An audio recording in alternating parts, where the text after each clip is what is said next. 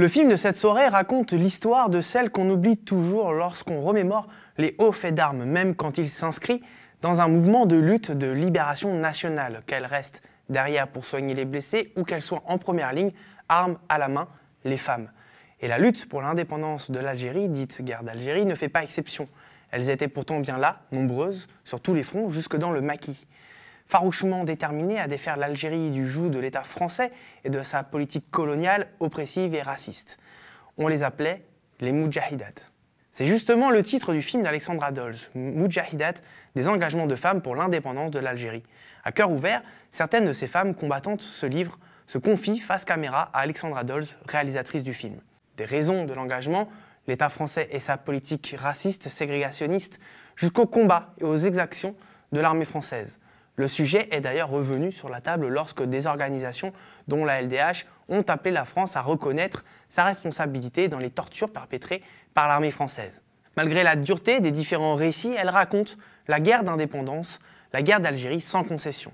Des témoignages qui s'articulent avec ceux de l'historienne Danielle Jamila Amran-Min, qui, tel un fil rouge, tout au long du film, témoigne et analyse la place des femmes au sein du mouvement, leur considération et la reconnaissance qu'elles ont eue une fois l'indépendance acquise. Ces moudjahidat sont aussi une inspiration pour les luttes féministes et anticoloniales d'aujourd'hui et ont un héritage à laisser à toutes celles et ceux qui luttent encore contre l'occupation, la colonisation et l'oppression. Sur ces mots, je vous laisse avec Moudjahidat, des engagements de femmes pour l'indépendance de l'Algérie, d'Alexandra Dölz, qu'on retrouvera tout de suite après pour en discuter. Bon visionnage à tous.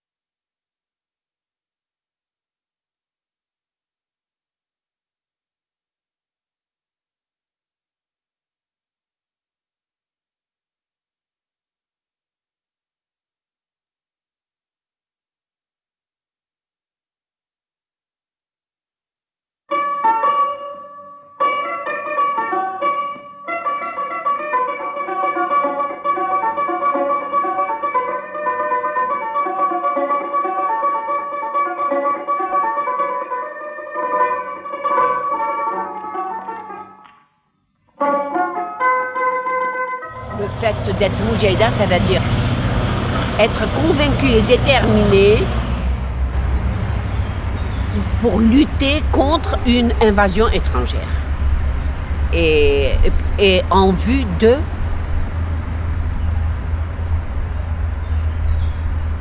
de libérer soi-même et libérer le pays.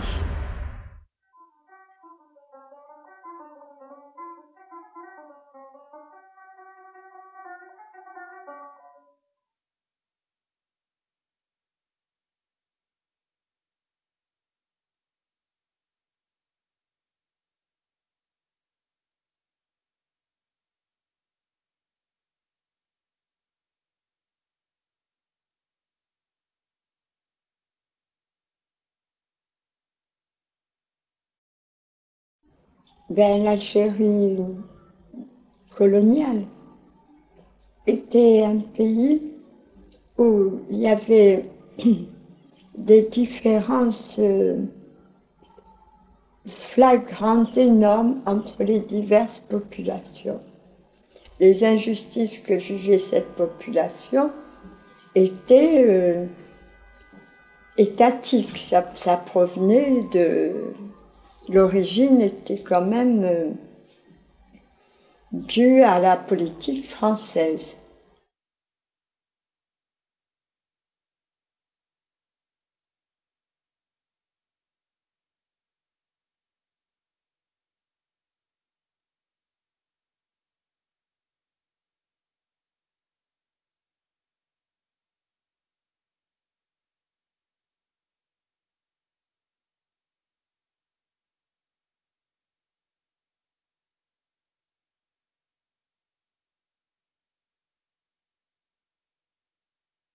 On l'a vécu comme quoi, vous, Arabes, indigènes, de côté, vous, Français, de l'autre. En plus de cela, il y avait des pancartes ici dans Alger. interdit aux Arabes et aux chiens. Il y a des pancartes. Les plages étaient interdites aux Arabes et aux chiens. Il y avait certaines plages où on ne pouvait pas. Il y avait des quartiers européens, c'était clair, net. Moi, ce qui m'a sidéré, c'est qu'on humilie des enfants. Moi, ça m'a vexé. On était des petites filles très propres. Nos parents, ils nous amenaient au bain mort et tout ça, ils nous nettoyaient, tout ça, on n'avait pas de poux ni rien. Les femmes, elles faisaient attention. Quand on arrivait à l'école, je me rappelle, elle dit, Bertin, toi, tu n'étais pas au Tagarin. C'est gravé dans ma mémoire jusqu'à ma mort. Laribi, vous avez des poux devant tous les élèves. Et moi j'étais propre, je n'avais pas de poux. Tous les Arabes, ils ont des poux, les Arabes, ils ont des poux. Comme ça, elle faisait. Alors c'est vexant, même si j'avais des poux, je ne sais pas, dans le temps, je sais pas.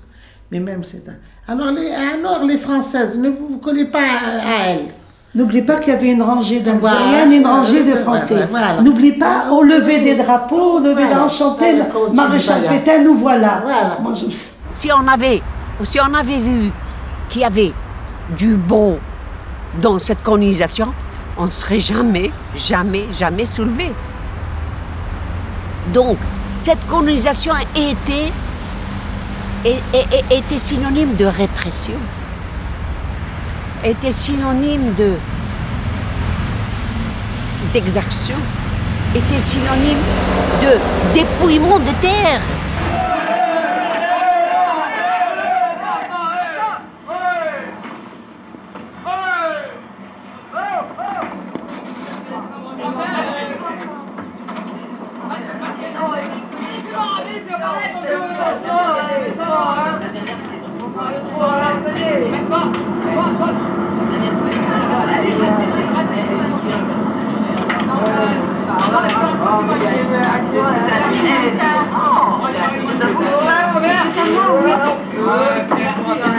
C'est ton sac, hein? Sais-tu qui je suis? Général. Je suis un général et tu m'as manqué de respect. Ce n'est pas cette manière qu'on avance des officiers. Et je suppose que tu veux toujours avoir ton sac? Oui, je veux sac. Tu me fais toujours mon rôle? Je vais te montrer comment.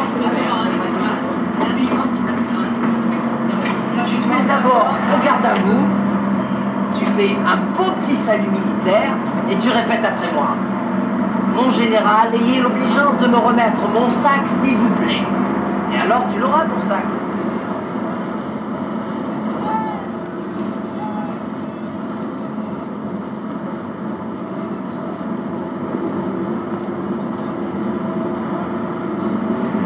Et alors?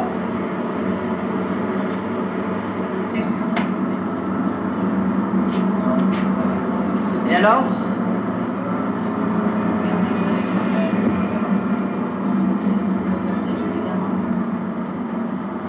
Mon général, voulez-vous avoir l'obligeance de me remettre mon sac, s'il vous plaît? Voilà qui est bien dit. Encore une dernière question. Qu'est-il si précieux dans tout ça? Mais voyons, mon général, une bombe. C'est une bombe que j'ai dans mon sac. Comme ma mère et son deuxième mari faisaient de la propagande dans les campagnes pour le PCA, je voyais les gens dans les villages. Je rentrais dans les maisons où ils habitaient.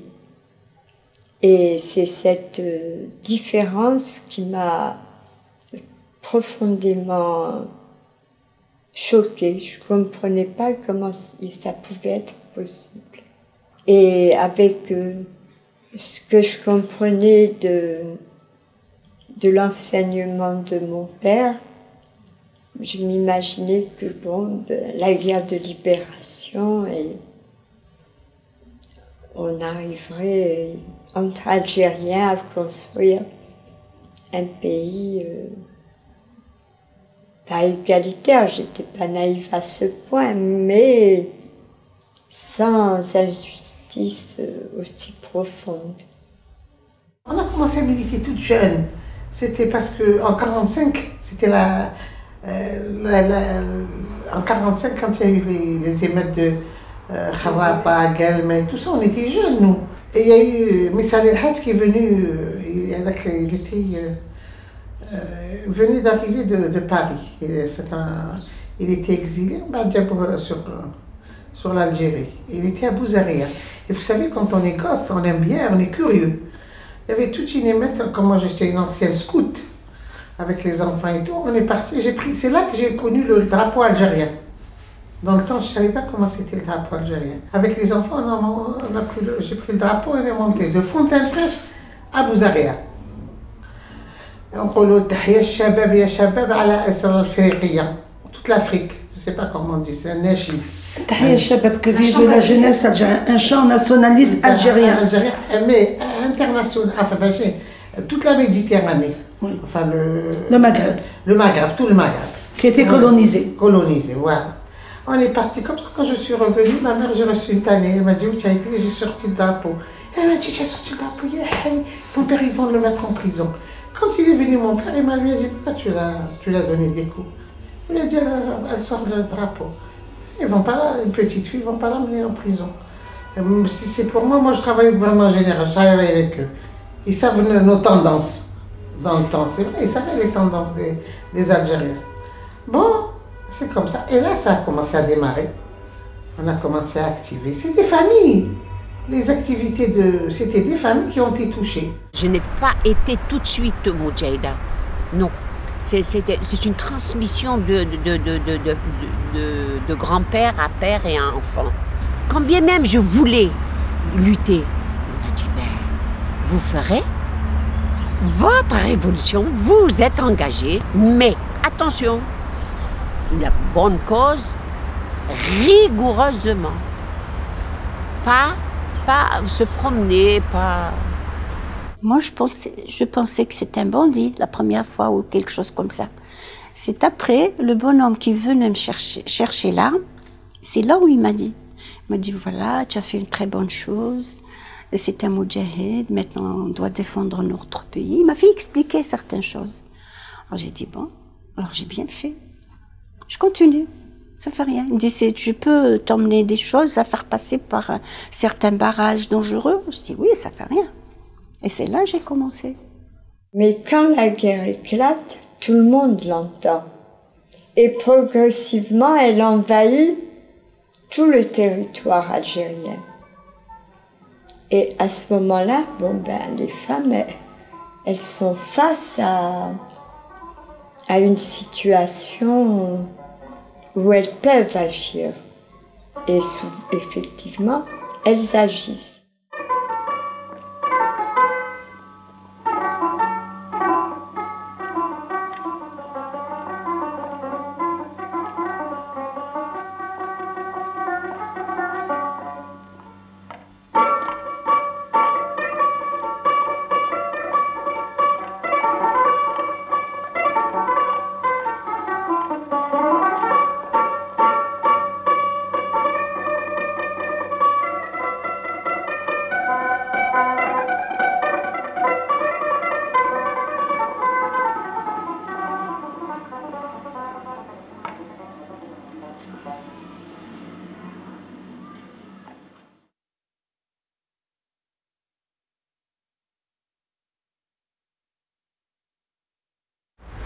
J'étais agent de 2 ans très jeune.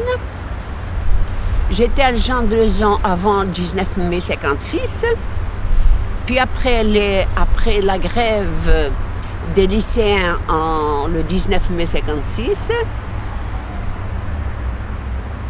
je transportais des armes, des médicaments, des renseignements, des documents. J'avais la facilité parce que mon allure était un peu, disons, penchée vers un peu une allure européenne. Et on faisait tout pour qu'on sache que je m'appelais Louisette. Donc les militaires, une Louisette, mon Dieu, c'est une Européenne qu'elle passe, et puis c'est fini, alors que j'étais blindée. Les Français d'Algérie de l'époque, la grande masse fonctionnait sur des clichés, des référents. L'arabe ou la Fatma, la Fatma, comme on disait, était voilée. Elle ne pouvait pas être... c'est vrai, des femmes portaient le voile à l'époque. C'était le signe distinctif. Hein. Deuxièmement, elles ne nous voyaient que dans les rapports qu'elles avaient avec les femmes, les rares femmes avec qui elles avaient des rapports, c'était leurs femmes de ménage. Et elles les appelaient les Fatma. Je suis entrée dans la clandestinité. J'ai été protégée et dans le groupe d'un des responsables de la zone autonome d'Alger. Toufir, Toufir, c'est son nom de guerre. La seule femme, c'était moi, mais j'étais une gamine à l'époque. C'était en 56, j'avais 16-17 ans. Et j'assistais à toutes les réunions où on discutait des objectifs à atteindre, pas toutes peut-être, mais une grande partie. J'étais la plus jeune et je me sentais prête à militer, mais non formée, quoi. Je voyais bien que j'étais encore une enfant, pour dire la vérité, quoi. Mais tu sais, je vais te raconter une histoire qui m'est arrivée, une histoire, je ne sais pas quel terme employer. Il y avait, au moment quand Toufir a été arrêté, on m'a dit, il faut vider l'appartement, enfin, il ne faut pas rester. Et je suis descendue dans le même immeuble, en dessous, il y avait une famille qui s'est occupée de moi durant toute cette période, la famille Orba. Et Fidei a trouvé refuge, mais voulait retourner à la Casbah. On m'a demandé de l'accompagner. Un homme, il ne peut pas cacher une arme, tu vois, tandis qu'avec le voile, pour une femme, c'est plus facile. Donc, je me suis voilée et je suis partie, enfin, on m'a accroché l'arme démontée autour de la taille. Et une des femmes de la famille Orba, au moment où je partais, elle m'a mis son bébé dans les bras. Il devait avoir 2 mois, je sais pas, à peu près 2 mois. Et elle m'a dit de le garder pour me protéger. Tu vois, avec un bébé dans les bras. Et je voulais pas partir. Là, vraiment, je voulais pas le faire. Et tout le monde me disait, mais si, vas-y, et elle me poussait. Et finalement, je suis partie. Et quand on est arrivé à la Casbah, tu vois, c'était des barrages établis par des militaires français. Ils avaient un appareil qu'on appelait la poêle pour voir si on avait des armes ou pas. Alors, moi, je pleurais. J'avais peur. J'arrivais plus même à marcher. J'avais vraiment peur. Et le militant qui était avec moi, il a dit, le bébé est malade. Et le militaire m'a dit, allez, passe vite. Et voilà, il est parti avec son arme et je suis revenue avec le bébé. Mais, enfin, ça vraiment, j'aurais pas voulu faire ça, tu vois. Mais cette femme, elle est pas militante. Mais pour moi, je trouve qu'elle a eu un acte de militantisme absolument exceptionnel. J'aurais pas eu le courage de faire ça. Et finalement, même la définition de militant n'est pas toujours aussi évidente que ça, tu vois. Bon, je te raconte pas le bonheur quand je suis revenue toute seule avec le bébé. Il s'appelait Omar Okba, le bébé. Il cherchait des gens efficaces. Hein? Et c'est nous qui nous sommes manifestés. Je veux dire qu'on ne nous a pas cherchés, c'est nous qui avons cherché. سيد أحمد ماذا بك تفهمني في الخدمة ديالي؟ ماشي يضرك يماك وحدها ريحي معها أيامات وما عادش يسهل. ما نقدرش وما عنديش الوقت باه نريح. خوتنا راهم يطيحوا كل يوم وفي كل وقت. العملة هذه صعيبة بزاف. ما يشكي الشيء اللي قمت به حتى لدروك. غلطة صغيرة تبدل كل شيء. يلزمك اللي يلزم ماشي الولف ولكن الإيمان.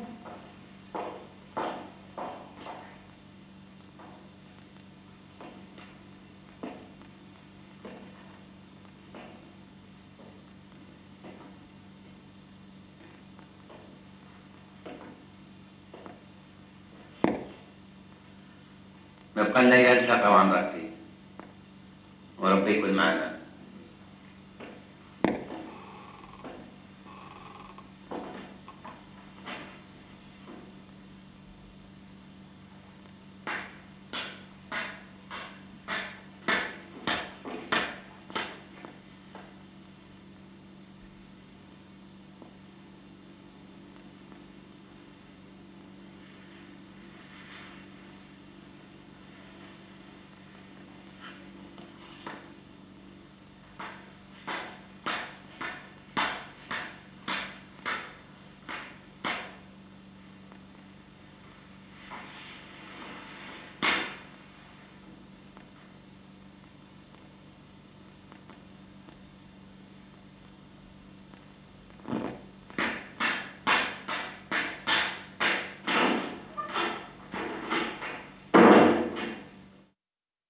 Pendant la bataille d'Alger, Alger a été remis au pouvoir militaire, c'est-à-dire que l'État français a accepté que tous les pouvoirs civils soient retirés et Alger dépendait de l'armée. La France était, je ne sais pas, la troisième puissance militaire à l'époque, ou la quatrième enfin. Et face à eux, il y avait des petits groupes de combattants qui étaient mal armés, qui n'étaient pas formés et qui arrivaient difficilement à prouver leur existence. On savait bien, même moi, qu'ils n'allaient pas battre l'armée française. Le gros problème était de savoir si on pouvait accepter les victimes civiles ou pas. Il revenait d'Indochine. Et j'entendais, effectivement, Alger ne sera jamais Dien Bien Phu. Donc, il fallait lutter, interroger le plus possible, vite et rapidement, pour ne pas perdre Alger. Alger, c'était l'Algérie. Et puis, à côté, c'était les douars qu'on bombardait. Il fallait raser tout. Il ne fallait pas qu'un deuxième Dien Bien Phu se fasse à Alger. Et c'est là le gros problème, parce que plus il y avait d'atrocités, plus on assistait aux liquidations, plus on assistait à des...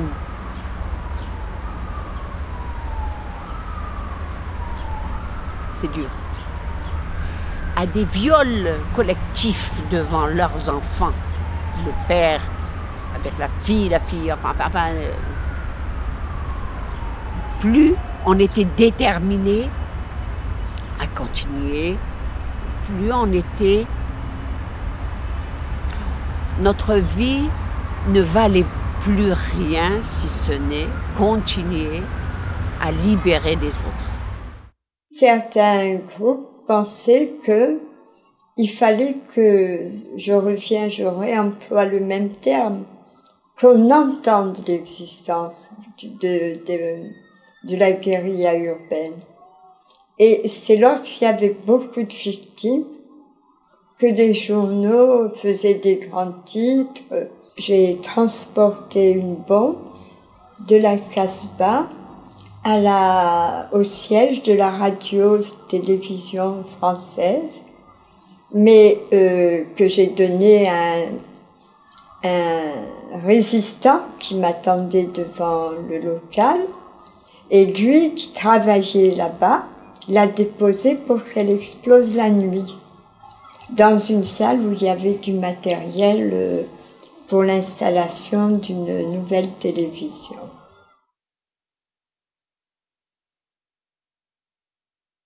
Youssef Saadi voulait qu'à chaque exécution, il y ait une réponse du FLN à Hélène.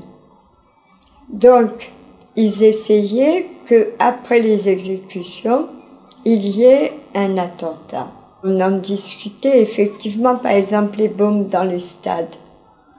Elles ont tué autant d'Algériens, je crois, que de Français. Et dans les stades, c'est pas la population la plus riche. Enfin, tu vois, c'est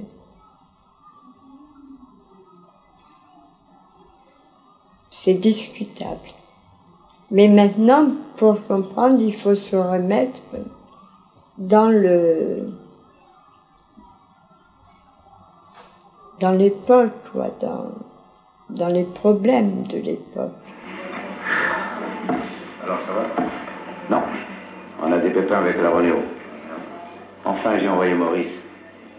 Georges va s'en occuper. Quelles sont les instructions? Du travail ce soir. Les instructions tout à l'heure. Pas dur. Il y a autre chose à faire pour l'instant.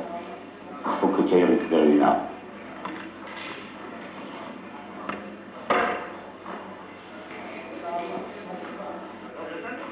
Mademoiselle, vous oubliez votre sac. Hé, un moment.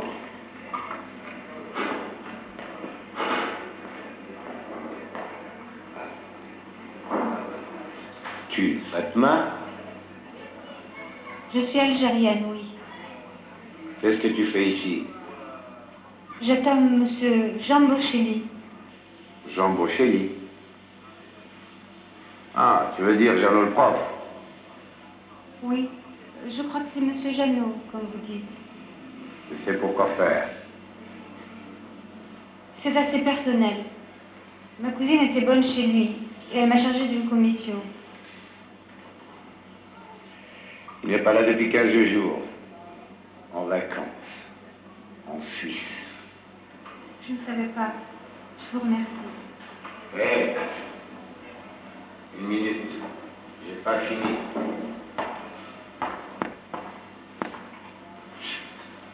Jeannot n'est pas là.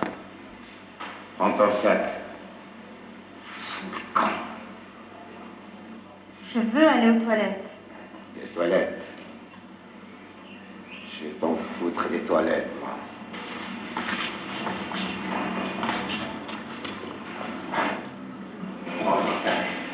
Prends-le! J'ai envie folle de te flinguer. Tu veux savoir pourquoi? Tu veux? Viens, je vais te montrer.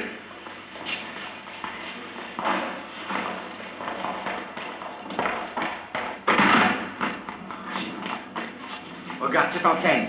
C'est chez François que tu es. Chez François, tu comprends? Ce n'est pas chez moi, mais d'où chez Ali. Il ne t'invite plus à mettre les pieds ici. Compris? La prochaine fois, c'est dehors que tu attendras Jeannot. Dehors, c'est là ta place et celle de tous les bicots.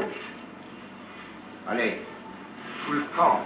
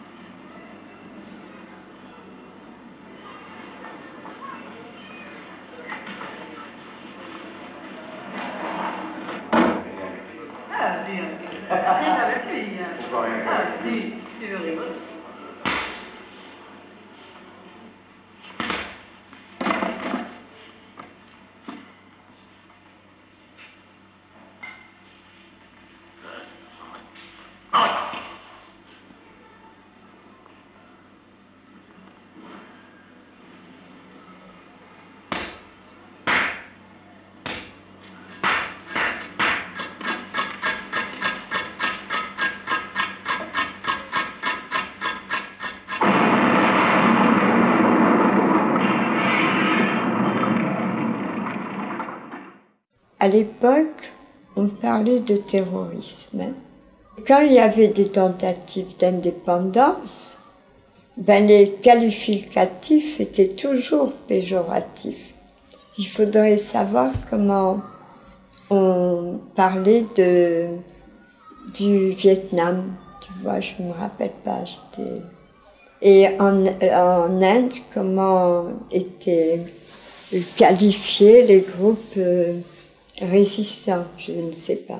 Et d'ailleurs, si vous prenez les journaux de l'époque, ils ont tout de suite décidé que c'était les communistes qui étaient l'auteur de ces actions. Et c'était simplement pas parce qu'ils avaient une haine spéciale des communistes, parce que pour eux, les communistes, ayant dans leur sein beaucoup d'Européens, etc., c'était encore des positions racistes, c'est-à-dire nous n'étions pas capables d'eux. C'était ça. Nos propres grands chefs, c'est-à-dire les responsables le grand responsable, les chefs, et eux-mêmes, l'Arbi Ben Mehdi, etc., ont été surpris quand Yassef a fait le rapport pour dire cette action, c'est nous. Pour ma thèse, j'ai dépouillé la dépêche quotidienne d'Alger. J'ai lu, tu vois, tous les journaux, tous les jours. Hein. Je lisais bien sûr que ce qui concernait la guerre. Et lorsqu'une femme était arrêtée avec un homme, c'était toujours sa maîtresse. Pas toujours, mais presque. Mais pour la dépêche d'Alger, c'est un journal colonialiste. C'était une manière de déprécier les militants.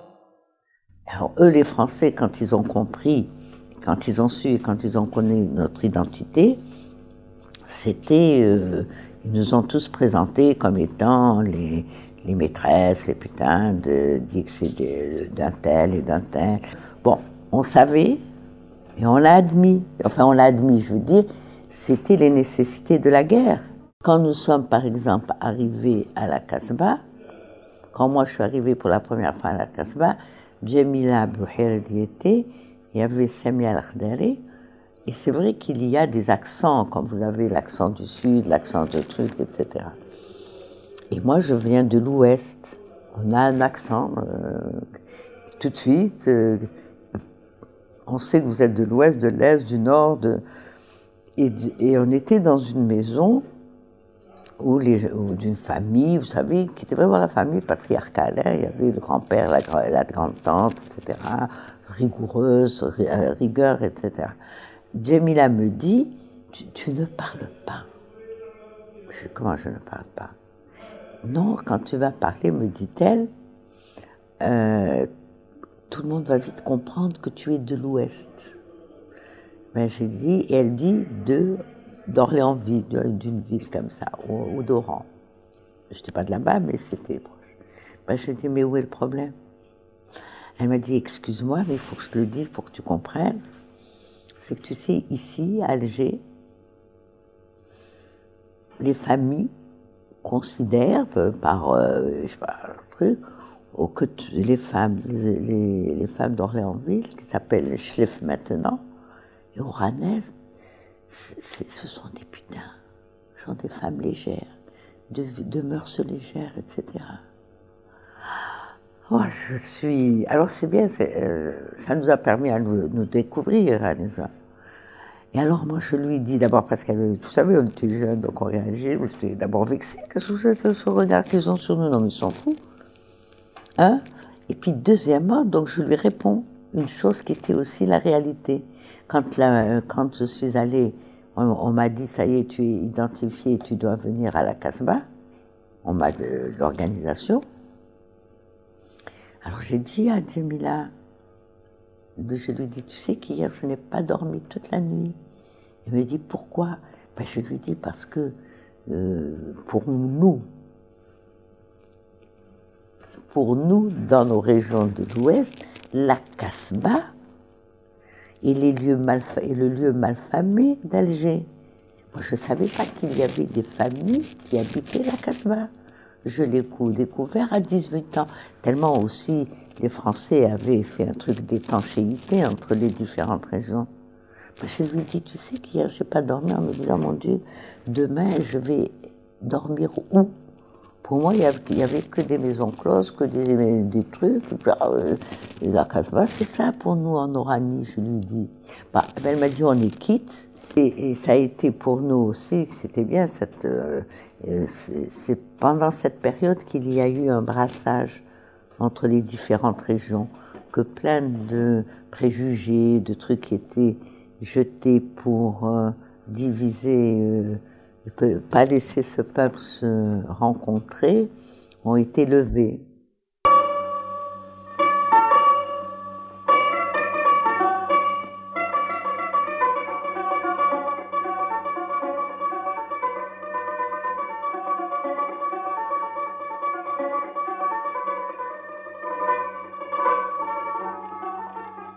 Les discussions pendant la guerre entre militants hommes et femmes, elles se faisaient sur un terrain égalitaire. J'en ai vu beaucoup dans différents contextes et j'ai jamais vu de mépris à l'égard des femmes. Souvent, il faut dire quand même que ces femmes avaient un niveau intellectuel souvent plus élevé que celui de leurs compagnons. Par exemple, le groupe de direction de Youssef Saadi, Zohra Driff était la plus lettrée. Elle était en 2e année de droit. Et là aussi, c'est elle qui faisait... Alors, pas qui tapait la correspondance, qui la faisait. Tu vois, qui la rédigeait. Et aussi, ils ont fait des articles contre la torture pour l'organe clandestin du FLN-ALN, El-Moudjahid. C'est elle qui a rédigé les articles. Puis tu vois, il y a cette fraternité qui est engagée à parler aussi. Il ne faut pas oublier ce sentiment de fraternité qui estompe en quelque sorte la différence que la société impose entre l'homme et la femme.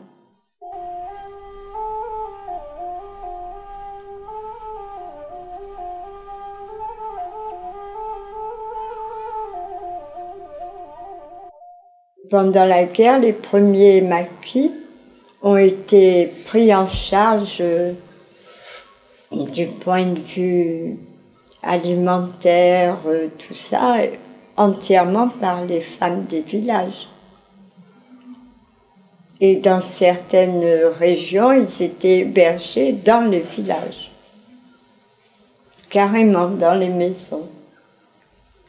Tu vois, les femmes laissaient une maison ou deux, elles apportaient de quoi faire des lits côte à côte et ces espaces étaient laissés aux maquisards. Dans certains cas, elles aidaient même à faire le quai. Toutes ces femmes-là, elles n'ont pas été reconnues comme moudjahidettes. N'est reconnue comme moudjahida que celle qui est reconnue par le FLN et l'ALN.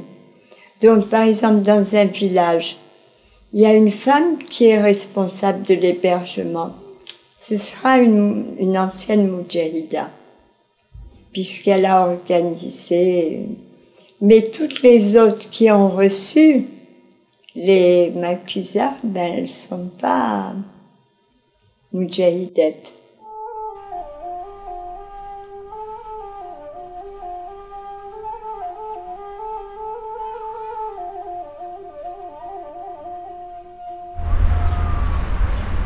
Au maquis, très dur également, Parce que c'est pas fait pour une femme, comme on me l'a dit après. Elle m'a dit, mais enfin, c'est pas fait pour une femme, une maquille, non.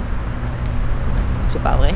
C'est pas vrai. On attendait d'être contacté parce que on entendait, les gens entendaient entre nous le téléphone arabe chez nous. Ça sert qu'on n'a pas besoin de journal parce que les journaux français, Algérie républicaine, l'Écho d'Alger, tout ça, ils racontaient ce que les Français se veulent. On a arrêté un groupe de terroristes de Félaga, de tueurs, des grandes routes qui ont été décimés. Nous, on entendait ça et puis ça a pris très vite de l'ampleur. Sur tout le territoire national. Le premier appel du FLN pour les étudiants qui devaient rejoindre les maquis, parce qu'il y avait beaucoup de morts, et surtout les populations devaient aider sur le plan psychologique, les aider, leur dire ce qui se passe, leur expliquer ce que c'était que nous, venant des villes, on était, disons, plus aptes à expliquer aux femmes des pays kabyles. Le maquis a inciter, demander à ces infirmières, lorsqu'elles terminaient leurs études, de prendre le maquis. Et la promotion de soit 56, 57, je ne me rappelle pas exactement, toute la promotion a pris le maquis. Et la France a fermé l'école.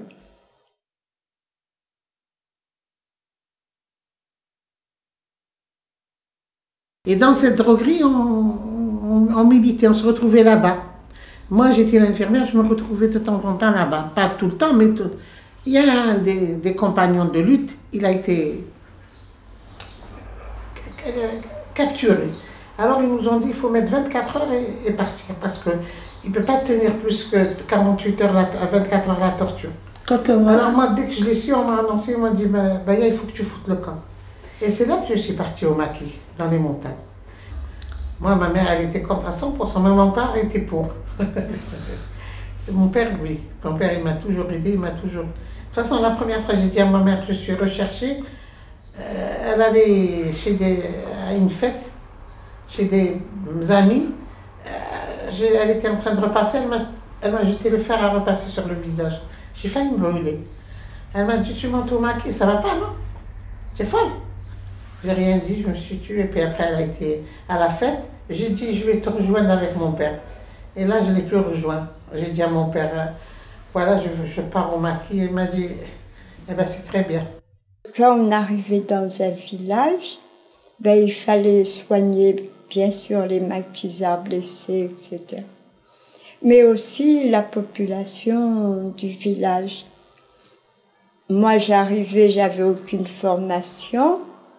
On m'a mise avec l'une des deux infirmières, Yaoutata, et j'allais avec elle et elle m'a formée.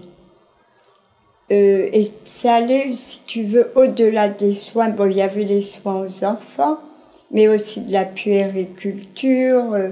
Tu vois, c'était plus... ça un rôle un peu plus large. Et puis même les problèmes familiaux du village. Un mariage entre un homme plus âgé que sa future mariée. Tout ça, elle nous le disait. Et nous, on transmettait au commissaire politique. On en discutait et le problème était réglé. Et puis l'autorité de la LN, dans les villages, elle était importante, tu vois. Si la LN avait dit qu'il ne fallait pas divorcer parce qu'une femme avait été violée, le mari ne divorçait pas, quoi. Il y avait un poids de cette autorité qui était réel.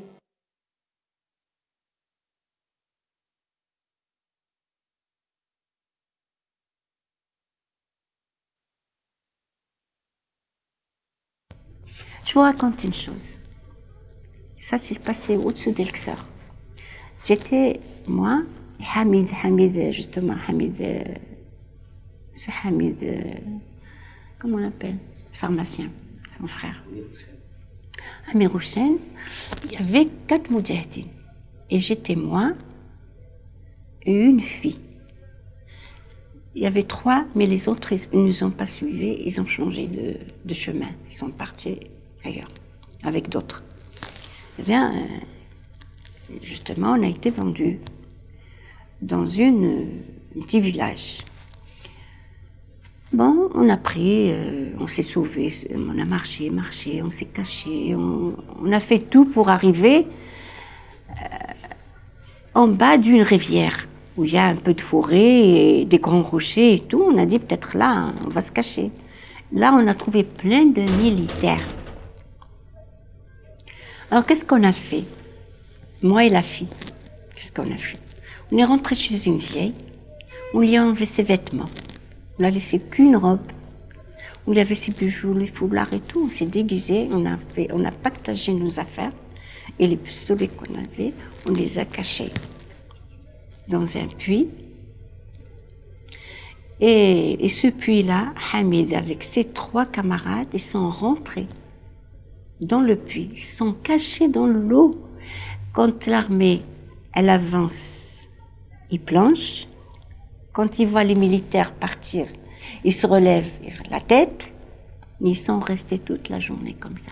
Et nous, ils sont venus les Sénégal. C'était des Sénégalais qui nous emmenaient des troupes, des bataillons Sénégal. Paraît-il, ils les ont ramenés du Maroc, je ne sais pas.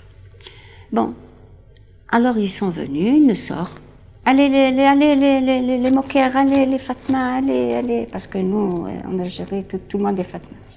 Allez, sortez. On est sortis pieds nus, on a tout enlevé. On s'est sali avec de la terre et le truc des vaches. Alors, ils nous sont sortis, ils nous ont emmenés presque 1 kilomètre quand même. Il y a une plateforme là, une très grande plateforme. Ils ont réuni toutes ces femmes-là. Toutes les femmes du village, de la campagne, sont réunies là. On est resté parmi ces femmes. Alors, cette Fatima, elle comprenait rien du tout le kabyle, rien.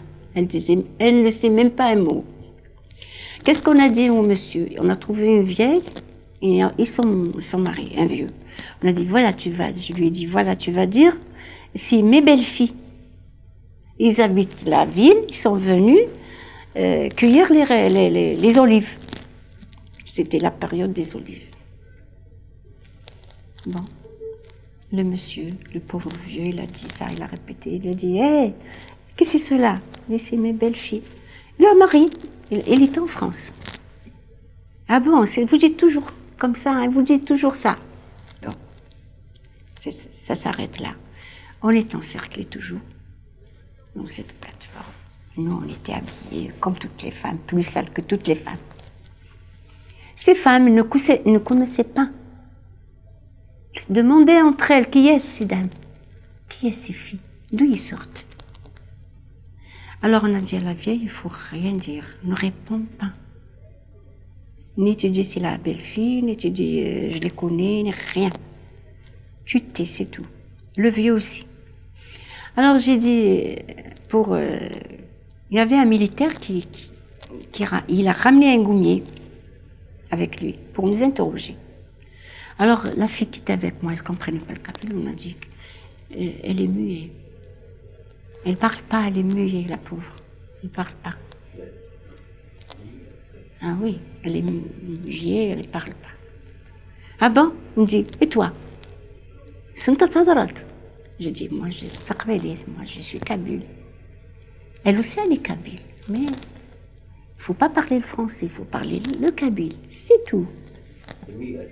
Ah oui. On est resté, le monsieur, il n'a rien dit. Le français, il n'a rien dit. Le goumier, il nous a bien regardé. Il est reparti. En allant, il nous tournait le dos. Qu'est-ce qu'il dit aux militaires? Il nous dit, tu sais, ces filles-là, c'est des félagates.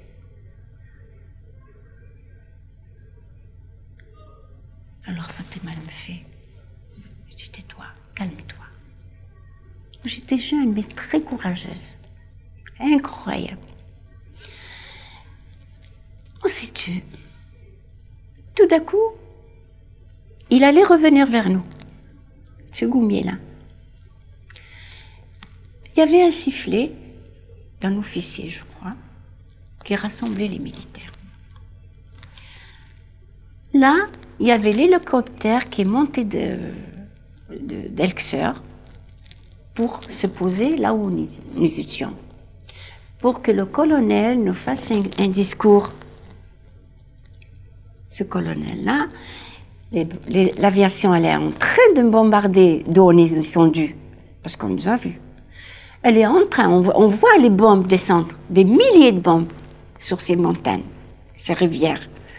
Nous, on était assis là. Alors, elle me fait Fatima, comme ça. Je dis non, il ne faut pas bouger, laisse-toi aller.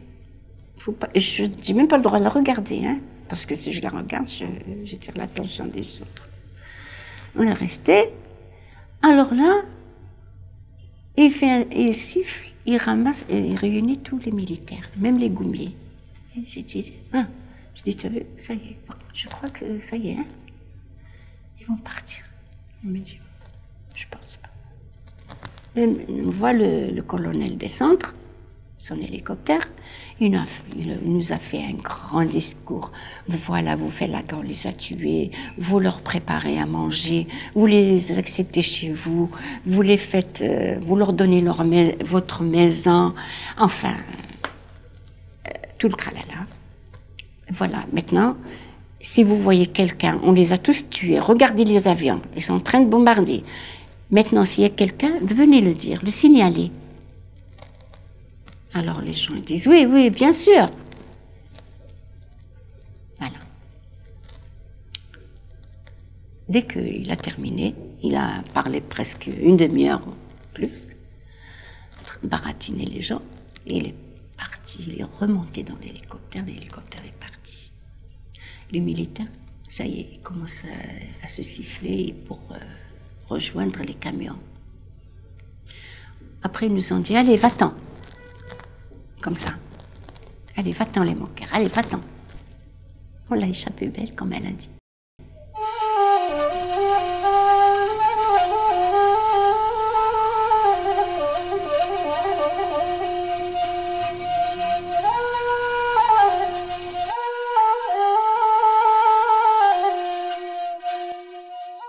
Les secteurs sanitaires n'étaient pas des groupes d'attaquants militaires.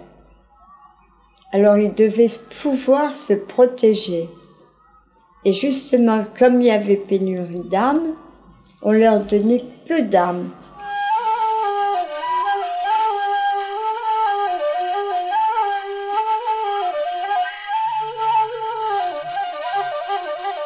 Quand on ouvrait, c'est-à-dire quand on décidait une bataille, surtout pas qu'il soit pourvu qu'il n'y ait pas une supériorité numérique. Quand il y a supériorité numérique de nos adversaires, on n'ouvrait pas le combat. Mais c'est après, quand il y avait des petits groupes, oui, on ouvrait le combat. Après, nous fuyions pour essayer à ce que nos armes et nous-mêmes puissent être à l'abri. Qu'est-ce qu'on laissait dans les douars? Les femmes, les enfants et puis les vieillards. Et c'est là où l'atrocité était incommensurable. Les viols, ils rasaient, ils brûlaient, ils incendiaient.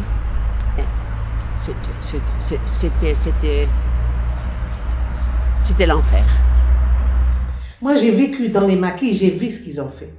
Parce que j'ai vécu, j'étais des fois habillée en civil, je me déguisais, j'avais une tenue de combat, mais je me déguisais en tant que truc, et je voyais des innocents, des enfants, des petites femmes, elles n'ont rien, illettrées, elles ne parlent pas. Ils rentrent, ils l'attrapent, ils la tabassent, ils lui donnent des coups, lui enlèvent où sont les faits. La gare, elle n'est même pas concernée. Elle n'est même pas concernée, elle ne sait pas. Elle ne sait pas où elle est, la pauvre. C'est pour ça que les Français, ils ont fait trop de mal et c'est pour ça ils ont voulu gagner, ils ont perdu. Non, quand ils sont arrivés, ils ont massacré tout le monde. Ils auraient pu aller gentiment, calmement. Bon, ils avaient affaire à nous quand ils nous capturaient, nous. C'était normal, plus ou moins, qu'ils nous torturent. Mais les pauvres femmes malheureuses, des montagnes qui ne savent rien, qui n'ont pas à manger, qui n'ont rien, ils leur brûlent leur manger, leur huile. Leurs enfants, ils restent comme ça, ils n'ont pas de... Ils leur donnent de l'eau. Ils n'ont même pas d'oublier. Ils n'ont même pas de... Le peu de trucs qu'ils trouvent, ils le brûlent. Qu'est-ce que c'est ça? Ils mélangent surtout avec du pétrole. Parce qu'il y avait le... Ils disent, voilà, quand les Falagas vont venir manger, ils ne le mangeront pas. En brûle tout. Il y a eu beaucoup de tortures. Beaucoup de tortures ont été... Ils vont dire qu'il y avait aussi le FLN et tout ça. Mais le FLN, il revendiquait quand même son indépendance et c'était pas la même option. Exactement. Et eux, ils voulaient une Algérie française. J'ai été torturée. Ils m'ont mis dans des cachots. Et un jour, ils ont voulu me reprendre pour être avec eux. Je suis arrivée dans une très belle villa. Ils avaient de très jolis vêtements. Je me rappelle, c'était des culottes polichinelles. Ah oui. D'accord. Et des petits bustiers, comme ça. Et elle est venue, elles nous sont présentées, Madame Massu, Madame Bijard, je me rappelle. Et on voudrait, votre père, il a travaillé, il était plantant chez nous au GG, et vous vous êtes instruite, vous avez fait l'école Croix-Rouge, et vous avez fait tout ça. Et là, elles m'ont dit, bon, il y a eu des erreurs ou quoi, on voudrait que vous soyez avec nous, comme mademoiselle Sidkara. Sidkara. Dans les bureaux qu'on appelait les SAS, les bureaux psychologiques, lavage de cerveau, pour qu'eux ramènent d'autres Algériens, écoutez, le FLN, c'est rien, c'est zéro, effectivement c'est des Falagas, c'est des tueurs, il vaut mieux être avec l'armée française. Voilà. Alors elles m'ont dit ça. Alors j'ai répondu, je leur ai dit, Madame Sidkara, elle a trouvé son camp, elle est partie dans ce camp. Elles m'ont dit, et pourquoi vous ne voulez pas? J'ai dit, moi je suis montée, je ne suis pas endoctrinée, je suis montée pour l'indépendance de l'Algérie. Il reste un Algérien, on aura notre indépendance. Est-ce que vous avez accepté les Allemands, Madame Massu, Madame Bijard? Elles sont restées sidérées. Et après, ils m'ont ramené. C'est là qu'ils m'ont encore... Ah, ça, c'est gravé. Au maquis, j'ai été arrêtée au cours d'un accrochage et j'ai été en prison. En Algérie, les condamnés à mort étaient guillotinés, je crois, dans les prisons de Constantine, Oran et Alger. Celles qui ont témoigné, c'est le souvenir le plus terrible. Parce que dès elles entendent déjà le quartier des femmes est près de l'entrée de Barberousse. Il y a un immense portail et ils l'ouvrent le matin à l'aube pour faire rentrer la guillotine. Ils en avaient une seule pour toute l'Algérie et les condamnés à mort ne savaient pas qui allait. Tu vois, ils ouvraient les portes et ils les prenaient sans les avoir prévenus. À ce moment-là, toute la prison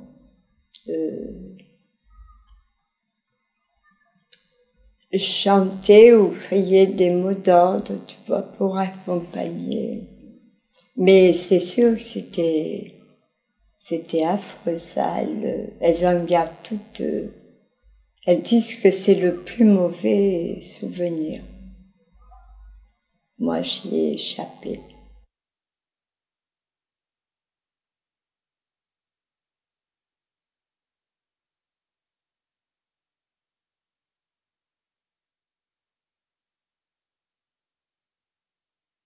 Comme les prisons ont été surchargées en Algérie, les détenus algériens ont été envoyés en France. Et là, les luttes ont été plus faciles parce que l'égalité était plus stricte, enfin.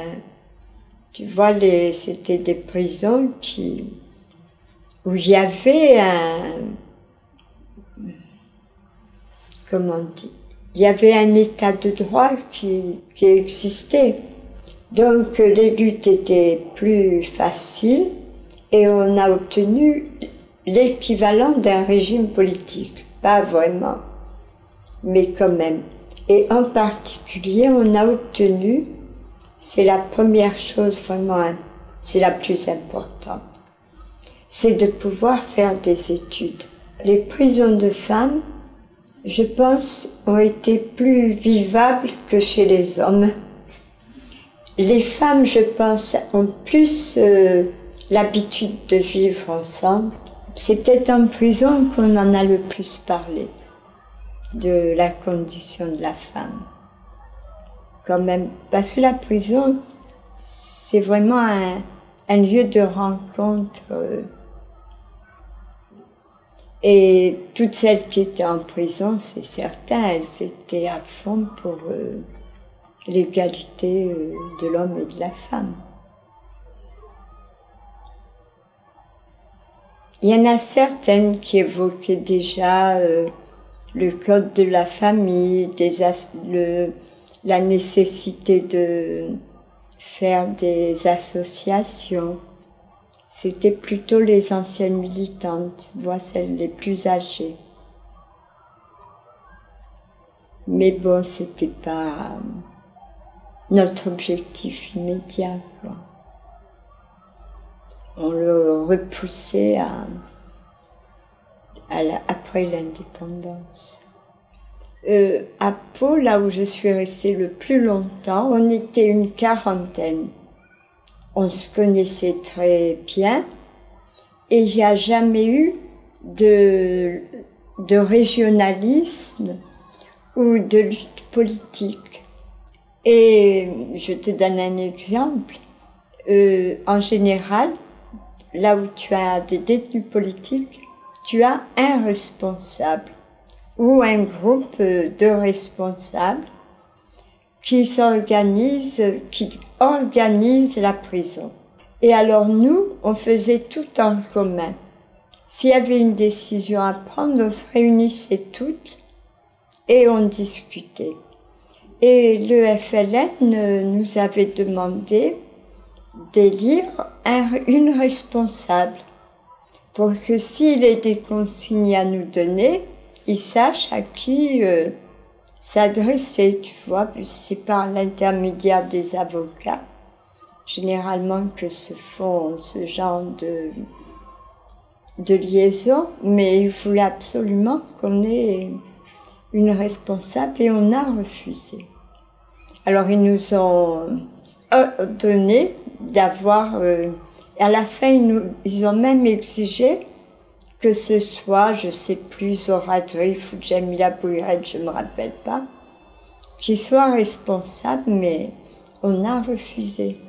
Elle aussi refusait, elle n'était pas d'accord, tu vois. Et le fait qu'il y avait peu de détenus appartenant à un parti politique avant l'indépendance. Donc les luttes nationalistes, communistes, tout ça, n'intervenaient pas ou presque. Peut-être une discussion entre 2 ou 3 militantes plus âgées, mais les jeunes ne suivaient pas. Donc on n'a pas eu du tout ces problèmes. Et puis, à tel point, si tu veux, la fraternité, c'est drôle, il n'y a pas de terme pour dire quand c'est des sœurs. On peut parler de sororité. Mais c'est pas beau. Qu'est-ce qui est pas beau? Sororité. Peut-être parce qu'on n'a pas l'habitude. Et celles qui n'avaient pas de famille, qui pouvaient envoyer de l'argent, c'est le FLN qui envoyait de l'argent. Il y avait des militants aussi qui connaissaient un détenu. Bon, ils envoyaient des mandats de soutien. Moi, j'en ai reçu plusieurs. De gens que je connaissais pas, que j'ai connus après. Tu vois, il y avait une solidarité qu'on oublie finalement, qui est profonde, qui existait entre les détenus qui s'écrivaient, entre les militants, entre la population et les combattants. La prison, 4 murs gris, une paillasse puante, un coin de ciel à travers des barreaux, un prisonnier qui sourit et qui chante, au coin de ciel à travers des barreaux. Et s'il était à refaire, je referais ce chemin, image douce et claire construite pour des crétins. Les murs de la prison sont crème, les mêmes que ceux de ma maison, mais ces murs-là, un livre suffit pour les mettre bas. Les vrais murs de la prison se resserrent autour du prisonnier, les vrais murs de la prison ne se laissent pas oublier. Ils sont là partout, dans tout, le sourire qu'il faut faire, le rire qu'il faut taire, le mot à dire, le mot à ne pas dire, et tous mes sourires gardent l'empreinte des sourires que je regrette, et tous mes mots voudraient hurler, les mots que j'ai dû taire, et s'il était à refaire, je referais ce chemin, je le referais en serrant les dents. Jamila Amaran, écrit en prison. Tu as vu, quand on parle de l'oralité, on explique que souvent les témoins veulent survivre pour raconter, mais lorsqu'ils racontent, ils évoquent toujours, ils cherchent à évoquer les souvenirs les plus agréables. Quelqu'un qui raconte les tortures va être tout content de te dire qu'il y a un soldat français qui lui a donné un verre d'eau. Et là, je viens de donner un exemple frappant. Je t'ai donné une vision idyllique de la prison et j'ai oublié, comme tu dis très bien, cette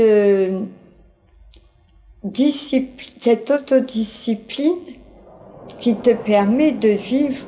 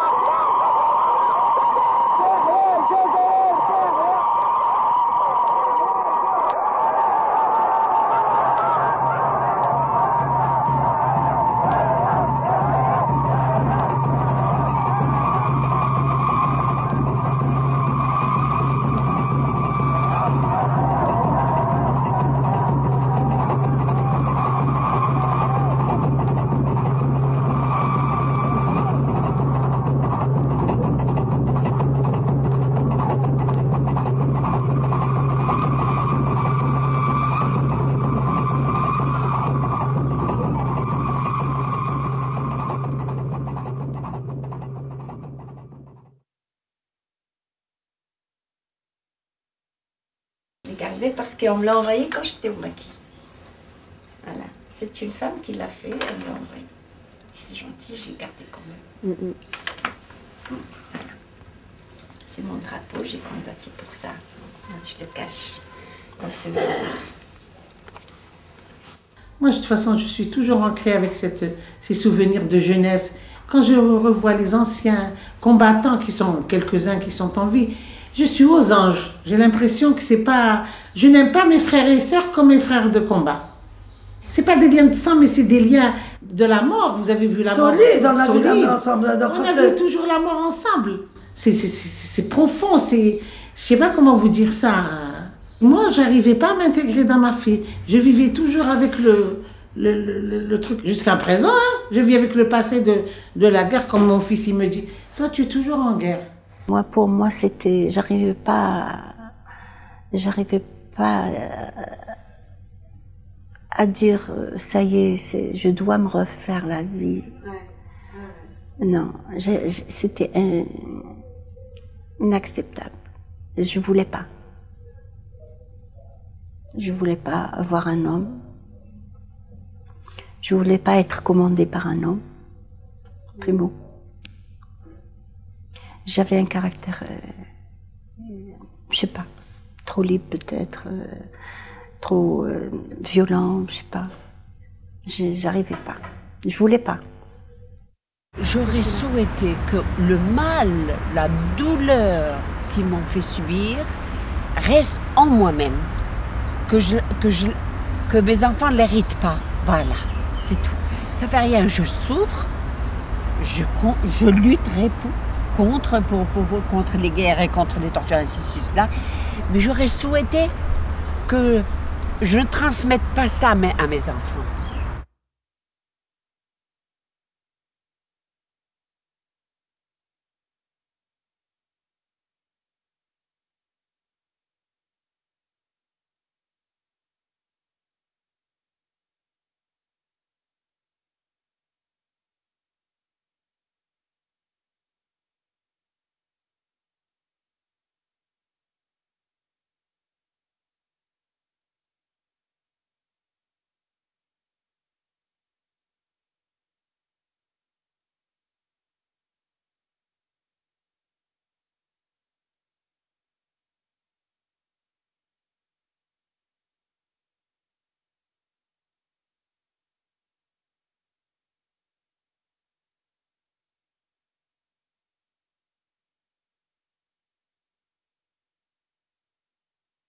Notre force, elle n'était ni dans les armes, elle n'était pas dans des structures qui étaient fortes. Notre force, c'était cette unité profonde qui était dans tout le peuple et donc dans les familles. Et parmi lesquelles les femmes. Pour nous, il suffisait de demander l'égalité. On avait prouvé qu'on était égal. À l'indépendance, ce seraient nos frères qui prendraient avec nous le pouvoir et on réaliserait tous nos espoirs. C'était peut-être aussi un manque de maturité politique. Hein. On ne s'imaginait pas du tout ce que pourrait être une vie politique. Et il nous semblait que les relations qu'on avait eues avec nos frères de combat seraient les mêmes à l'indépendance. C'est pas un antiféminisme avoué. C'est une sorte d'emprise des habitudes sociales. On ne donne même pas de raison. On ne le fait pas, c'est tout.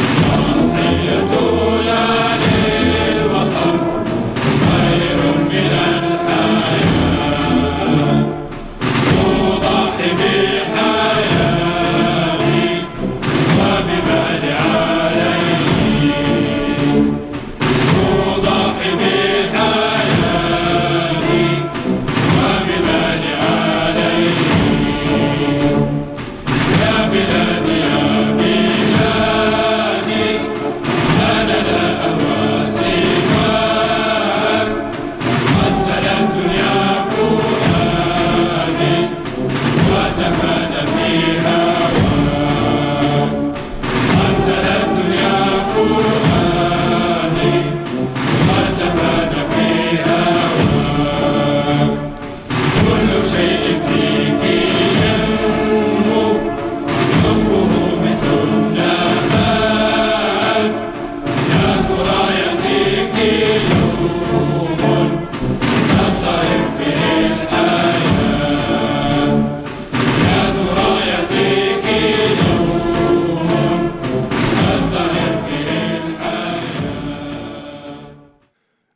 Bonsoir ou bonsoir à tous pour ceux qui nous rejoignent. Je suis en compagnie d'Alexandra Dolz, la réalisatrice de Mujahidat que vous venez de voir sur notre écran, sur le canal 350 de la Free. Bonsoir Alexandra. Bonsoir. Alors à travers ce film, vous teniez à rendre visible ce qu'on invisibilise bien souvent, c'est le rôle des femmes au sein d'un mouvement de résistance et de libération nationale. Oui, alors déjà, permettez-moi de vous remercier pour cette invitation et la programmation de ce film qui a été réalisé en 2007, donc qui n'est pas récent, mais dont les témoignages, je pense que les personnes qui viennent de le voir vont pouvoir corroborer ce que je dis, sont encore absolument précieux et ils font encore beaucoup sens. C'est un film donc, qui a été réalisé en 2007 et qui, pour moi, n'est pas de l'ordre du musée, mais véhicule des propos et des regards et des formes d'engagement qui parlent pour le présent et pour le futur. D'accord. Et donc, pour répondre à votre question, du coup, on est en 2005, quand je commence à enquêter et à réfléchir sur cette question. Donc, pour resituer aux spectateurs, on est en plein dans ce projet de loi du 23 février 2005 sur l'inscription dans les manuels scolaires du rôle positif de la colonisation. Oui. Donc, c'est un peu le climat idéologique dans lequel cette réflexion se situe. Et moi, à l'époque, j'étais stagiaire dans une boîte de prod qui a réalisé une fiction sur le 17 octobre 61. Ouais. Et de ma position de stagiaire, j'ai pu voir un peu les enjeux des différents rapports de force, ce qui a été enlevé au scénario ou pas. Et j'avais assez peu de connaissances, en fait, sur la guerre d'Algérie. Sinon, ce qu'on apprend dans les manuels scolaires, en fait, à l'école républicaine. Et donc, du coup, il y avait cette idée de... j'étais déjà féministe à l'époque. Et donc, il y a ce réflexe de... qu'est-ce que les femmes ont fait dans cette lutte ? Puisque, bien évidemment, elles ont dû agir. Comme dans bien des mouvements, d'ailleurs, que ce soit la résistance... au nazisme, n'importe quel courant révolutionnaire, n'importe quel mouvement révolutionnaire, il y a eu une place importante des femmes dans ces mouvements, dans ces combats.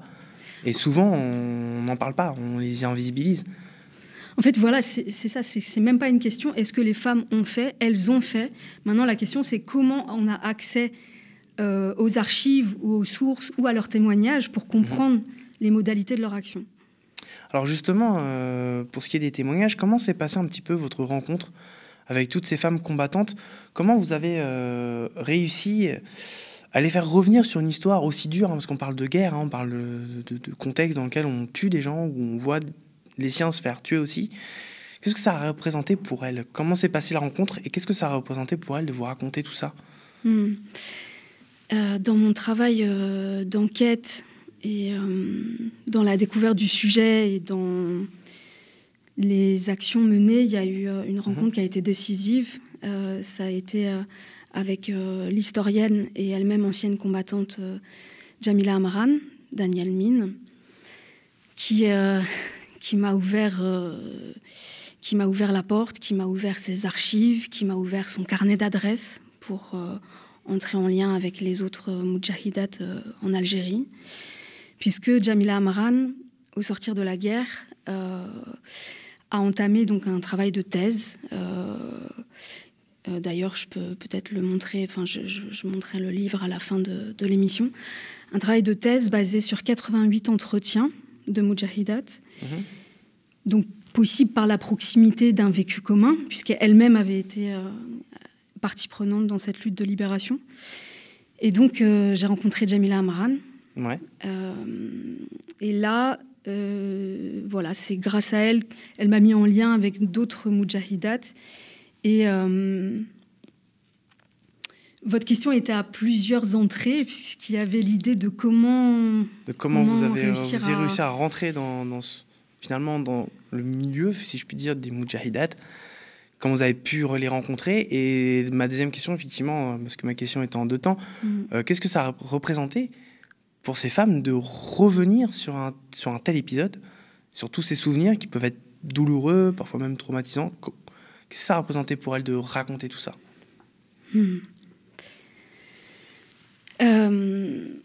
Alors, dans un premier temps, sur la rencontre, c'est pas forcément évident. Je me souviens que Baya Laribi, paix à son âme, avait pu partager ça dans un colloque où elle racontait qu'au départ, quand elle m'a vu arriver, voilà, il pouvait y avoir une forme de méfiance. Ok, donc c'est qui cette Gouer, cette Française qui veut faire un documentaire sur la guerre d'Algérie? Et puis, en fait, il y a l'idée que, entre guillemets, ma légitimité, ou ce qui a été important, c'est que je pense que j'étais très claire sur mes intentions politiques, sur quelque part l'histoire politique anticolonialiste dans laquelle j'avais envie de m'inscrire, ou en tout cas apporter une contribution par ce film.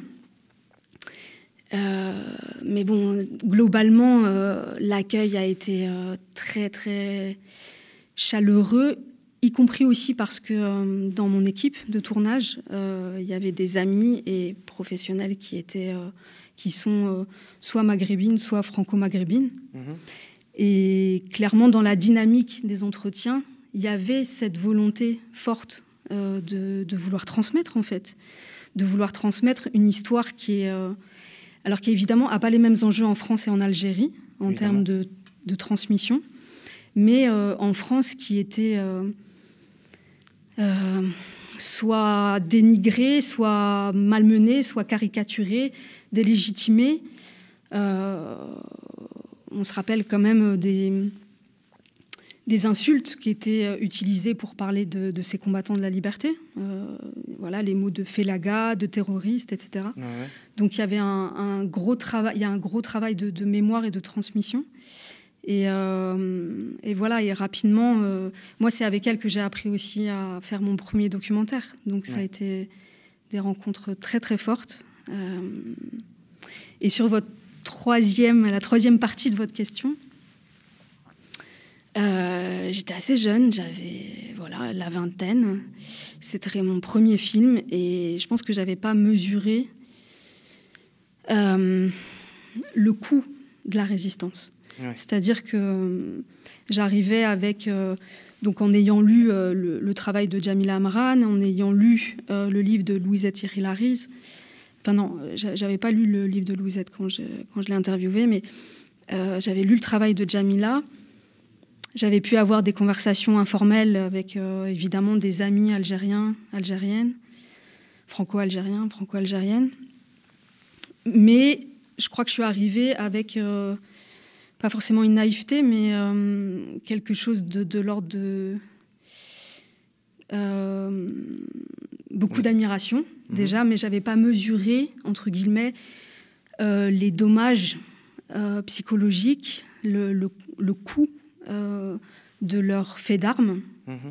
Et c'est vrai que dans les entretiens, la question des tortures qu'elles avaient pu elles-mêmes subir ou qu'elles savaient que leurs frères et sœurs d'armes avaient subi est quelque chose qui est inhérent à la question de cette lutte de libération. Justement, vous laissez... pour en revenir un petit peu au procédé narratif, à la façon dont vous avez mené un petit peu ce film documentaire, vous laissez entièrement la parole aux témoins. Hein. Ce sont elles et non une voix off qui raconte la répression, la ségrégation, parce qu'il y a aussi un propos sur ce qui a déclenché ce sentiment de révolte et d'envie de libération, d'indépendance. C'est quand même aussi une politique et un quotidien fait de répression, de ségrégation. Comme le moment où Louisette, qu'on rappelle que dans certains quartiers, certains parcs et cafés étaient marqués interdits aux chiens et aux Arabes. Et enfin, leur rôle dans leur lutte pour la libération, c'est pour mieux toucher du doigt le réel de cette lutte, des modes d'action, de l'importance que ces femmes ont eu dans la guerre, que vous avez voulu procéder ainsi. Alors déjà, oui, sur les différentes modalités de la cruauté coloniale, comme le rappelle Louisette, s'ils avaient vu qu'il y avait du bon dans cette colonisation, il n'y aurait pas eu cette lutte d'indépendance. Donc, la colonisation par la France de l'Algérie, c'est synonyme d'enfumade, c'est synonyme de villages entiers détruits, c'est synonyme d'essais nucléaires et de dommages également écologiques, c'est synonyme de torture bien avant le déclenchement de la lutte d'indépendance, peut-être qu'on aura l'occasion d'y revenir. C'est un quotidien fait d'inégalités, de ségrégation spatiale, de dommages psychologiques. C'est un système entier, en fait. Donc, oui, il y a eu le déclenchement de cette lutte. Et moi, de ma position de cinéaste, alors évidemment, j'ai essayé de voir ce qui a pu être fait, les représentations qui me précédaient par rapport à ce film. Et on était à une période où il y avait deux choses dans lesquelles je ne voulais pas m'inscrire. C'était ni le film choral, soi-disant choral, où on donnerait la parole un peu aux différents acteurs, mais en mettant sur un même pied, en symétrisant un vécu de personnes colonisées et les colons en Algérie. Ça, je ne souhaitais pas m'inscrire dans cette démarche cinématographique. Et il y avait l'idée aussi que pour moi, je n'étais pas le sujet. Ouais. J'étais peut-être un agent de liaison, moi aussi. Pour moi, c'était l'idée d'être cinéaste comme une courroie de transmission sensible. Ouais. D'accord. Évidemment, j'ai ma propre subjectivité. Évidemment, il y a des choix de montage, mais il y avait l'idée de... Peut-être parce que j'ai été inspirée aussi par les travaux de Jamila Amran, historienne, donc il y avait quelque chose de très factuel. Et pour moi, les faits et les témoignages suffisent.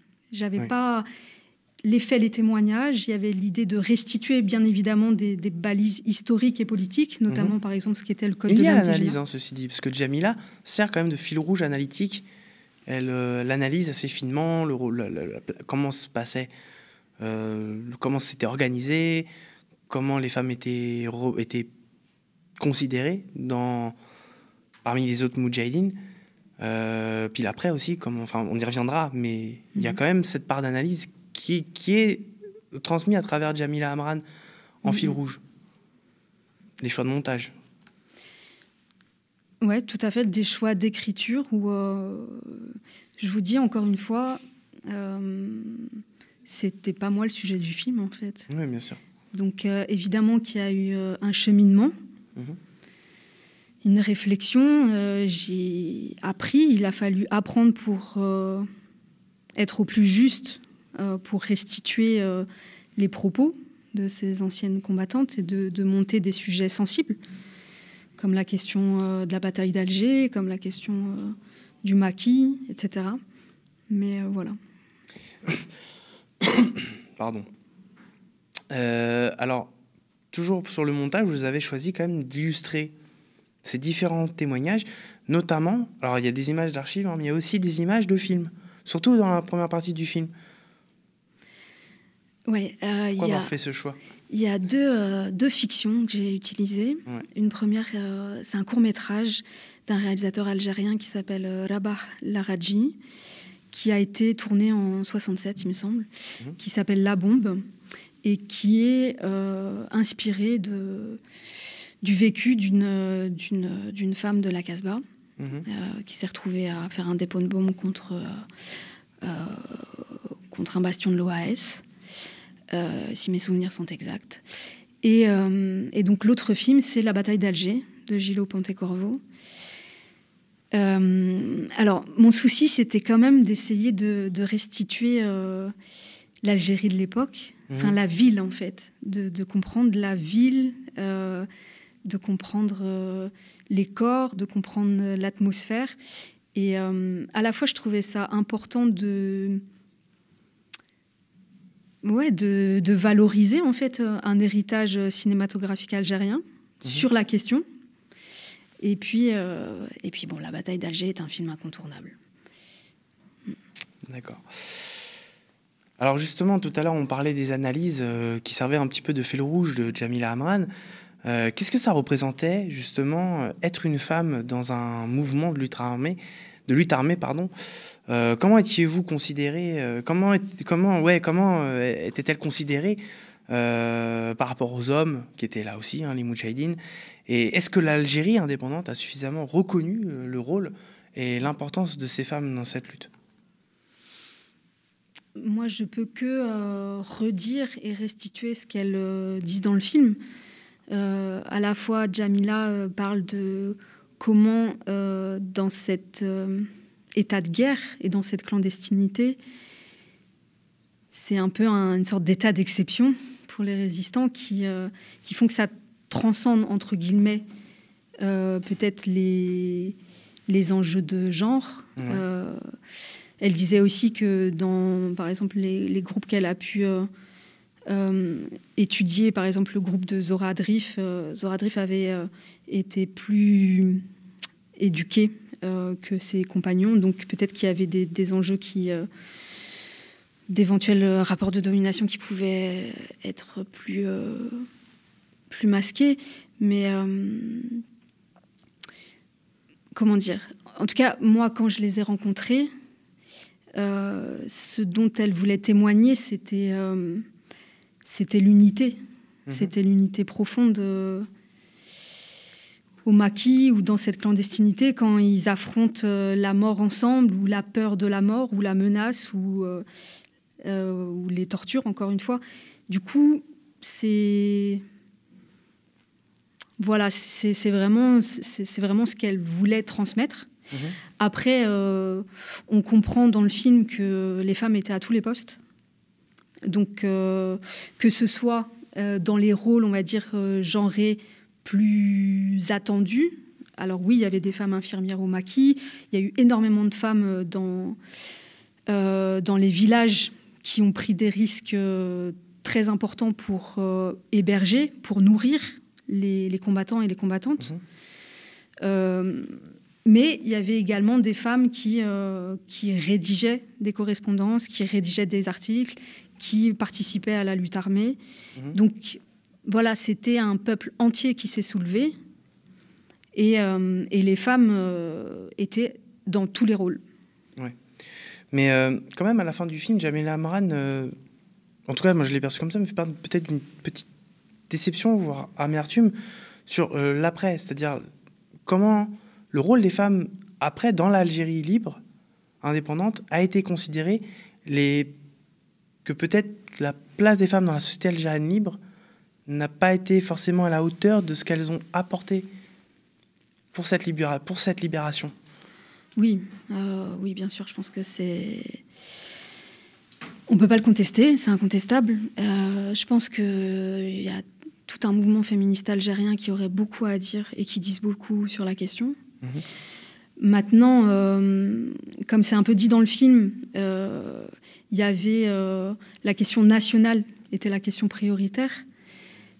Il y avait plein de choses qui se passaient de fait, mais c'était pas forcément théorisé en tant que tel sur la place des femmes dans la future Algérie indépendante, même si c'était un débat permanent. Ouais.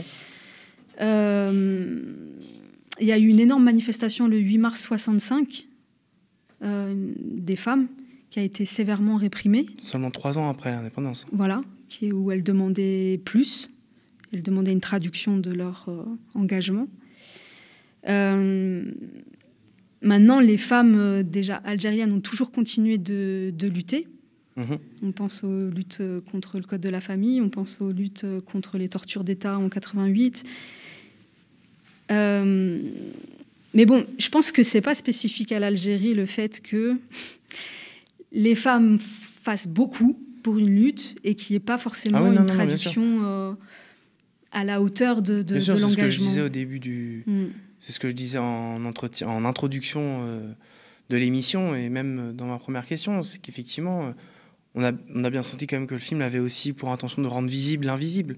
Et comme bien souvent, on pourrait prendre n'importe quel cas de figure. Je suppose que tout à l'heure, je donnais en exemple la résistance en 40, on pourrait parler aussi de la révolution de 59 à Cuba, on pourrait parler même la révolution bolivarienne, je sais pas, on peut prendre n'importe quel mouvement révolutionnaire de par le monde et dans l'histoire, et à chaque fois les femmes ont eu un rôle, à chaque fois on n'en parle pas, et elles ne bénéficient quasiment d'aucune postérité. Et c'est quand même problématique à chaque fois. Surtout qu'une de mes intentions, c'était d'essayer de ne pas être dans l'héroïsation. Alors, qu'est-ce que je veux dire par là? Évidemment que c'est absolument héroïque, tout ce que vous avez pu voir dans le film et ce que vous connaissez au-delà du film sur les engagements de ces femmes et de ces hommes contre le colonialisme français. Mais il y avait l'idée de ne pas vouloir en faire des êtres d'exception. Parce que ce qui m'a intéressée, c'est toutes ces trajectoires et ces parcours de femmes, c'est des sources d'inspiration, parce qu'on peut se dire c'est finalement des femmes qui ont été interpellées par l'histoire, qui se sont retrouvées à un moment où elles se sont retrouvées interpellées par une lutte. Est-ce que j'en suis pas, qu'est-ce que je fais? Et essayer de sortir également des figures un peu des icônes ou des égéries qui peuvent parfois cacher la forêt. Ouais. Alors pour ce qui est des exactions, parce qu'évidemment, tout à l'heure tu parlais de comment la lutte de libération était considérée, traité de terroriste, ça c'est pareil, c'est un truc qui se répète à l'infini dans l'histoire. Les Brigades Rouges étaient des terroristes, la résistance palestinienne, le FPLP, etc. sont des terroristes. Ouais, à chaque fois, les mouvements, les résistants de 40 aussi étaient considérés comme des terroristes par Vichy, etc. Donc, voilà, il y a toujours cette même appétence pour ce qualificatif-là, cette tentative de disqualification d'un mouvement de libération, d'un mouvement révolutionnaire. Et ça a évidemment, pour l'armée française, justifié des exactions innommables, donc les tortures.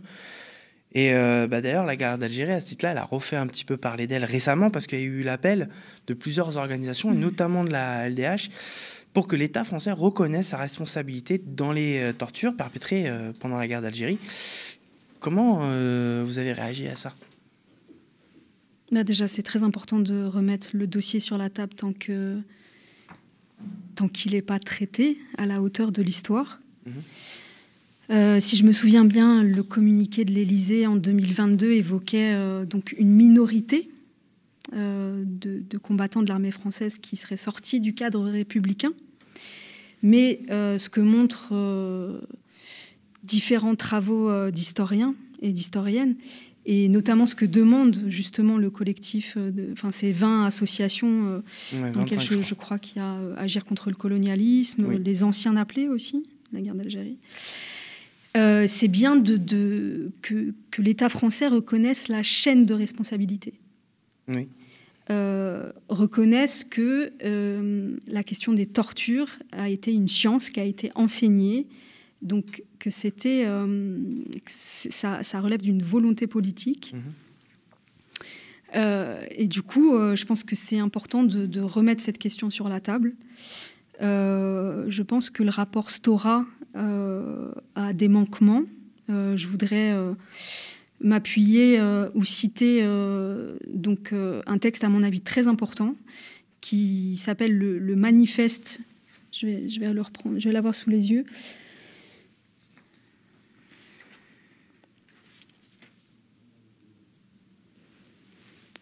Où est-il? Alors, je vais essayer de m'en souvenir de tête. Donc, c'est un texte qui a été co-signé par Louisette Thierry Larize, Henri Pouillot, Olivier Lacour-Grandmaison et un sociologue algérien qui s'appelle Monsieur Larkesh. Un manifeste pour la reconnaissance des dommages et des crimes coloniaux faits par la France en Algérie. Donc, ça ne concerne pas que si je comprends bien, le texte ne concerne pas que les violences perpétrées pendant la guerre d'Algérie et pas que les tortures en tant que telles. Pas que les tortures. Dans ce manifeste, il déplore et il critique le fait que dans le rapport Stora, il y ait une forme de symétrisation du vécu des colons et des colonisés. Et la journaliste du Monde, Florence Baugé, a relevé qu'il n'y avait qu'une seule mention du mot viol dans un rapport qui fait plus de 300 pages, alors que le viol, comme elle l'a douloureusement réécrit dans un article que je vous invite également à lire sur Le Monde, qui date de 2020, c'est récent, d'il y a quelques années, sur la question du tabou des viols comme crimes perpétués par des militaires français.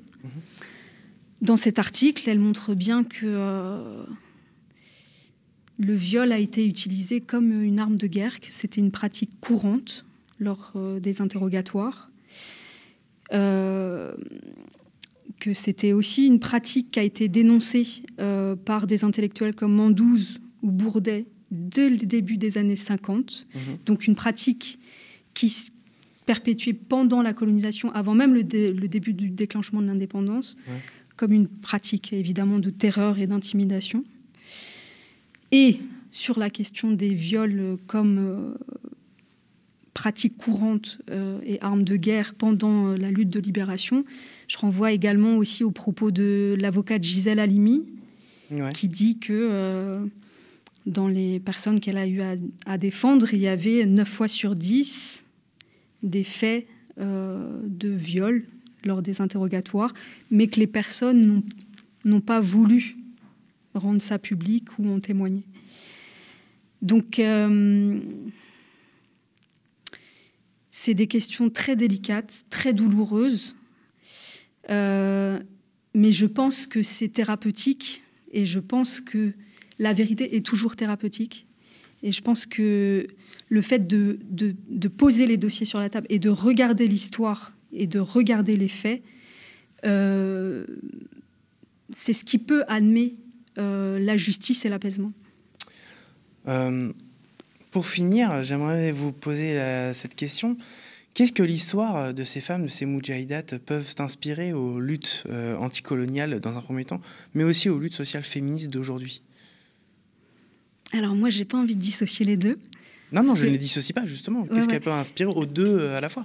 Parce que, disons que mon féminisme, il est anticolonialiste et anti-impérialiste, et que les luttes sociales, elles sont... que les choses sont connectées. Les choses sont connectées. Et qu'est-ce qu'elles peuvent inspirer? Beaucoup de choses. Je pense que tout le monde va avoir sa propre réception du film. Mais moi, je sais que quand j'ai commencé à lire ou à les rencontrer, je me suis dit déjà quelle intelligence pratique. Il y avait beaucoup de ruses qui étaient liées à comment on utilise des stigmates qui sont liés aux femmes. C'est entendu, on est inoffensive. Et comment, voilà, dans le cadre de cette résistance avec toutes leurs identités, parce qu'encore une fois, c'est toutes les classes sociales qui ont combattu, qu'elles soient lettrées ou illettrées. Du coup, il y a vraiment cette idée que voilà, il n'y a pas à avoir de diplôme pour rentrer dans la lutte. Il y a cette idée de boussole, cette idée de courage aussi. Je pense que dans les témoignages, c'est assez évident. Enfin, on parle souvent de jeunes femmes qui pouvaient avoir 16, 17 ans, une vingtaine d'années, et qui... et pour des idéaux, sont prêtes à affronter la mort ou un risque de torture, encore une fois, pour libérer leur pays. Et ça me fait penser, parce qu'on a beaucoup parlé de la panthéonisation de Manouchian récemment. Et il y a cette phrase d'Aragon sur la mort n'aveugle pas les yeux des partisans, c'est ça? Oui. Je pense qu'elles étaient dans la même flamme. Oui. Merci beaucoup, Alexandra Dolz. Je rappelle, vous êtes la réalisatrice, donc je vais vous le montrer à l'écran, de Moudjahidat, que vous venez de regarder. Mais elle a aussi réalisé Derrière les fronts, qui a déjà été diffusé ici aux médias. Avant de tout à fait terminer, tu veux peut-être, parce que tu es venue avec des livres, oui. Et peut-être que tu veux nous en parler avant de... Ouais. Et peut-être ensuite nous raconter si tu as des projets. Oui, avec plaisir. Déjà, vous dire que sur le site du film, j'ai répertorié un peu tout la filmographie ou la bibliographie j'avais constitué à l'époque. Donc Ouais. on est en 2005, il y a beaucoup de travaux qui ont été faits depuis. Mais en tout cas, il y a des ouvrages qui ont été décisifs pour moi. Il y a évidemment le travail de Jamila Amran, Les femmes algériennes dans la guerre. Là, aux éditions Cartala, c'est les 88 entretiens qui ont été publiés. Donc là, les témoignages directs. Et il y a aussi le livre de Louisette Thierry-Larize, algérienne, à Casbah Édition. Et je voudrais mentionner également Moudjahida Yamina Sherad, qui a été infirmière au Maquis et qui vient de sortir un livre qui a l'air absolument décisif également. 6 ans au Maquis, aux éditions Kalima, une édition algérienne. Voilà. Okay. Et sur la question des projets du futur. Est-ce que tu as des actualités, des futurs projets dont tu voudrais peut-être nous faire part avant de conclure cette émission? En quelques mots, là, je fais un 180 degrés parce que je suis en train de travailler sur un spectacle vivant, une création qui s'appelle Imbratura. Ça signifie impératrice en arabe. Mais c'est pas tant que ça, 180 degrés, parce qu'il s'agit d'une pièce de science-fiction où le personnage est une impératrice anti-impérialiste. Voilà. Et donc, ça mélange du texte, de la danse crump et de la vidéo. Ok. Merci beaucoup, Alexandra. Merci à vous pour votre invitation. Merci. Et merci à vous de nous avoir suivis pour ce deuxième numéro de Derrière les Docs. Si ça vous a plu, n'oubliez pas que le média est indépendant et n'est financé que par vous. Alors il ne tient qu'à vous de faire vivre ces émissions télévisées où on peut parler de culture, de documentaires et de toutes ces luttes historiques comme les luttes des Moudjahidat pendant la guerre d'Algérie. Pour ça, il faut vous pouvez vous abonner au minimum de 5 € par mois. Voilà, sur ce, moi, je vous laisse. Je vous souhaite une excellente soirée et je vous dis à la prochaine.